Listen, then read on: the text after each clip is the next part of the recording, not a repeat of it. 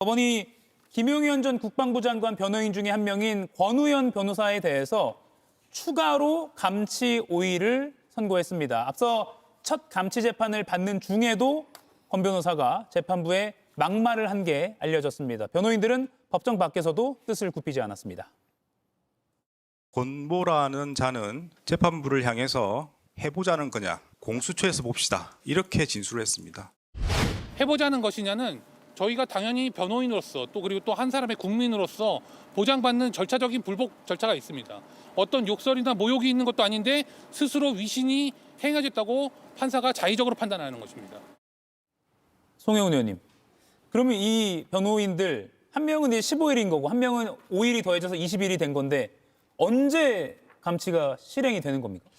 일단 감치 재판의 집행은 교도관도 할 수 있습니다만 예. 경찰관도 할 수 있습니다. 아하. 이게 법원조직법의 61조 2항으로 명문에 규정이 있거든요. 예. 그런데 교도관은 사실은 구치소나 교도소를 벗어나서는 그런 유형력의 행사가 제한되기 때문에 아마도 법원에서 경찰관에게 구속해달라고 요구를 할 것으로 보입니다. 그러면은 신병이 확보되는 대로 감치 재판 집행을 할 것으로 보이고요. 그다음에 김용현 전 장관의 이 변호인들은 감치 재판에 대해서 항고를 했습니다만 이것은 법정 등의 질서 유지를 위한 재판에 관한 규칙 제14조에 보면 예. 그런 항고를 하더라도 감치 재판의 효력이 정지되지 않습니다. 아하. 즉 항고를 했다고 하더라도 그 항고 재판에서 감치 명령이 취소되지 않는 한 집행을 할 수 있거든요. 그렇기 때문에 아마 그리 오랜 시간이 걸리지 않아서 감치 집행이 될 것으로 보입니다. 그러면 아무튼 지금 수용된 상태가 아니니까 교도관이 아니라 경찰관이 일반 범죄자 체포하듯이 이렇게 데리고 가게 되는 그런 형식이 되겠네요. 그렇습니다. 아하. 법률에서 경찰관에게 구속을 요구할 수 있다고 되어 있고 예. 구속의 효과에는 당연히 체포가 수반되기 때문에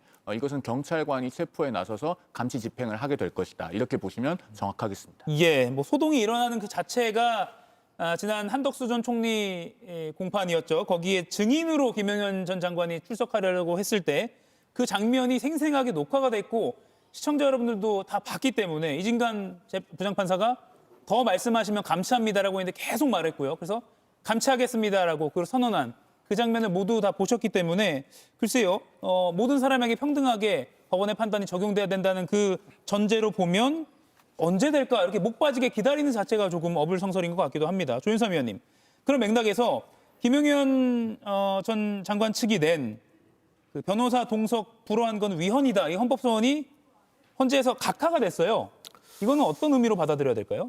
우리 헌법재판소법을 보게 되면 68조 1항에 살펴보게 되면 법원의 재판의 경우에는 그 헌법재판의 대상이 되지 않는다라고 되어 있죠. 그와 관련해서 김용현 측 입장에서 헌법소원을 제기했지만 감치 명령이라는 것 자체가 결정 자체가 법원의 재판의 영역에 포함된다고 본 것으로 보여집니다. 이런 각하 결정을 내리게 되면 청구의 요건이 갖춰져 있지 않기 때문에 실체적인 그런 사실관계를 판단하지 않고 그만 종결하게 되는 것이거든요. 그렇다고 한다면 이런 것들 자체가 김용현 측에서는 불필요한 그런 절차를 반복해서 함으로 인해 가지고 예. 지금 이 법정이 사실상 정치 재판을 하는 것을 의도하고 있는 것이 아닌가라는 생각을 지울 수밖에 없을 것 같습니다. 예.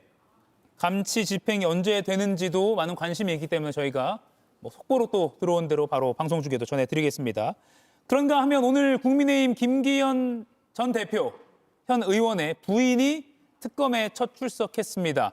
로저 비비의 가방을 김건희 씨에게 선물한 그 당사자죠. 기자들의 질문에는 침묵했습니다. 로저 비비의 가방 왜 전달하신 거였어요? 김기현 의원 당대표 선거 지원 요청하셨습니까? 죄송합니다. 가방 전달 이후에도 김건희 씨와 연락하신 적 있으신가요? 김건희 씨가 선거에 도움 준다고 말한 적 있습니까? 다른 선물 혹시 건네신 적 있으신가요? 통일교 측에서 지원 있을 거라는 거 알고 계셨습니까? 네, 김건희 씨에게 선물을 주면서 감사하다는 뜻의 쪽지도 이미 특검이 확보한 바가 있는데 김영 의원님, 어떤 부분을 좀 중점적으로 특검이 들여다볼 걸로 보세요? 일단 김기현 의원 부인도 그리고 김 여사도 둘 다 공직자 신분이 아니니까 청탁금지법보다는 오히려 이제 대가성을 더 염두에 두고 뇌물죄나 알선수재를 더 집중적으로 볼 것 같습니다. 일단 먼저 전달된 시점이 전당대회가 끝나고 난 직후기 때문에 어떤 대가가 있었는지 또는 대가를 약속했거나 청탁이 있었는지 확인하는 차원이 더 우선시 될 것 같은데요. 현재 시점에서 아직까지는 뭐 구체적인 사안이 안 드러났기 때문에 저 수사 과정에서 어떤 얘기가 더 추가로 드러날지를 봐야 될 것 같습니다. 예. 김진욱 의원님. 뭐 명품 가방 공부를 계속 국민들이 해왔는데 드디어 그 선물한 그 당사자 김기현 의원의 배우자가 출석했습니다. 어떤 부분 주목하십니까? 저는 뭐 좀 전에 말씀하신 것처럼 왜 줬는가 그 경위에 대한 부분 좀 밝혀야 된다고 보고요. 예.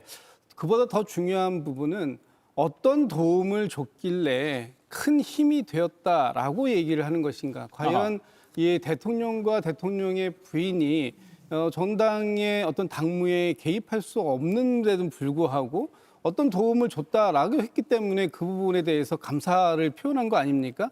저게 단순하게 인사 차원의 선물이냐? 저는 그렇게 보지는 않기 때문에 260만 원 정도 되는 가방 그 부분에 대해서 저걸 갖다 주면서 거기다 편지까지 친절하게 썼습니다.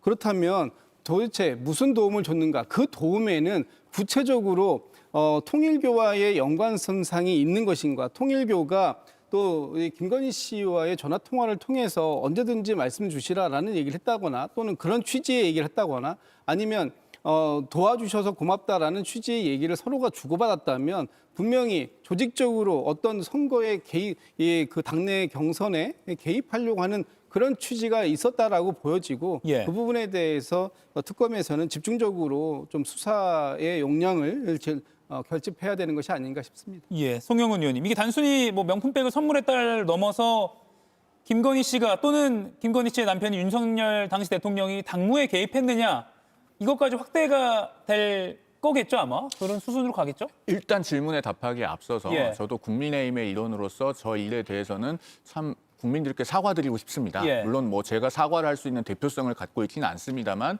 부적절한 일인 것은 맞지 않습니까? 예. 그러니까 누구라도 저런 문제에 대해서는 우리 국민들께 좀 미안한 마음을 가져야 된다라는 말씀을 먼저 드리고요. 그러니까 이건 법적인 평면을 떠나서 그렇다는 것입니다. 다만 김기현 의원에 대해서 저 부분을 수사를 하기 위해서는 몇 단계가 더 갖춰져야 됩니다. 그러니까 단순히 어떤 고가의 가방을 줬다는 것만으로는 지금 공직자의 배우자에 대해서는 청탁금지법상 처벌 규정이 없습니다. 그렇기 때문에 정당법 위반이라든가 어떤 다른 혐의를 수사할 만한 구체적인 단서가 확보되어야 김기현 의원에 대한 수사까지 가는 것이 가능할 것이다. 즉 현재로서는 아직 거기까지는 좀 거리가 있어 보인다라는 말씀을 드리고요. 그다음에 우리가 김건희 씨의 이 일에 대해서는 여러 가지로 늘 성토를 하게 됩니다만 그 성토에만 그쳐서는 우리 사회가 배우는 것이 없다고 생각합니다. 저 2023년 38 전당대회 무렵에도 특별감찰관이 있었다면 저런 것을 만나서 전달하는 것이 가능했겠습니까? 수시로 대통령 배우자를 만나기 위해서 누가 드나들었는지를 확인을 하게 될 것인데 아마 저런 일을 드러내놓고 하는 것이 불가능했을 겁니다. 그렇기 때문에 이재명 정부도 이 사안에 대해서는 분명한 교훈을 얻어야 됩니다. 지금이라도 공석으로 되어 있는 특별감찰관 빨리 임명을 하십시오. 민주당이 내란 특별재판부법을 통과시키는 그런 속도로 한다면은 특별감찰관 3일이면 국회에서 추천을 통과시켜서 대통령실에 보내고 임명할 수 있습니다. 예, 조윤선 의원 의견 들어볼게요.